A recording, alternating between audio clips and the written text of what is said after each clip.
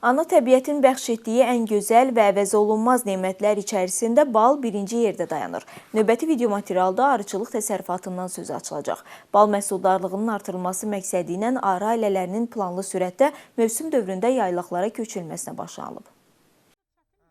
Ölkəmizdə arıçılıq üçün əlverişli olan rayonlardan biri də Astaradır. Yüksək dağlıq ərazilərdə hər cür bitkilərin olması arı ailələrindən yaxşı məhsul toplanılmasına şərait yaradır. Lakin qışlama dövründə havaların şaxtalı və soyuq keçməsi arılar üçün bir sıra çətinliklərə də səbəb olub. Hazırda arı ailələrinin yaylağa köçürülməsinə başlanılıb. 25 ildir arıçılıqla məşğul olan Astara rayonunun Vaqo kənd sakini Mayis Şirzadov deyir ki, arı ailələrindən mövsümün ilk balını tədarük etmək üçün yeşiklər dağların yamacına aparılır.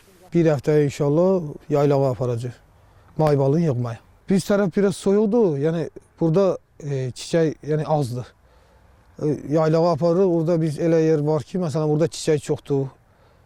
1001 çiçək, 1000 cürə çiçək var orada. Onlardan yaxşı yığır, yəni bal. Ona görə biz ora aparırıq.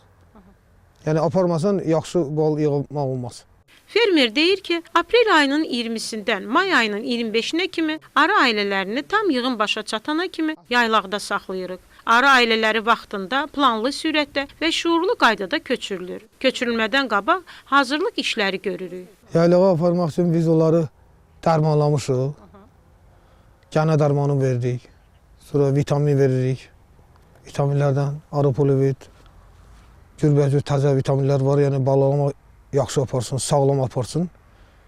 Yaxşı qoşun yığsın ki, may balın yaxşı işləsinlər, yaxşı bal yığsınlar.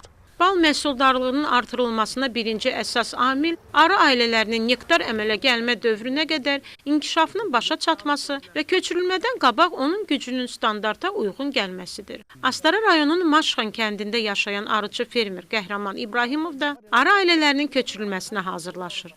Təsərrüfatçının 6 qardaşı da arıçılıqla məşğuldur. O deyir ki, bizdə bu peşə nəsilliklə ötürülür. Ümumiyyətlə götürürsək, Astara rayonunda nə qədər arıçı var, öz arılarını Masallı rayonunun ərazisində biz aparırıq. Yəni orada bal, nektar əldə etmək üçün hamısı köçürdürük ora. Bunun üçün də biz arıları hazırlaşdırmalıyıq. Sağlam şəraitdə vəziyyətdə onu aparmalıyıq ki, ora arı məhsul gətirə bilsin. Onun üçün də bir çox dəva dərmanlarda istifadə edirik. Qeyd edək ki, Astaranın demək olar ki, bütün yaşayış məntəqələrində arı təsərrüfatları var.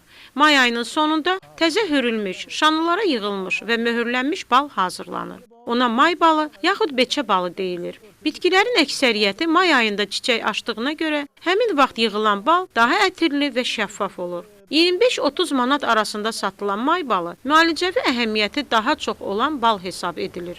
Könül Həsənova, Elviz Nəsirli, Lənkəran.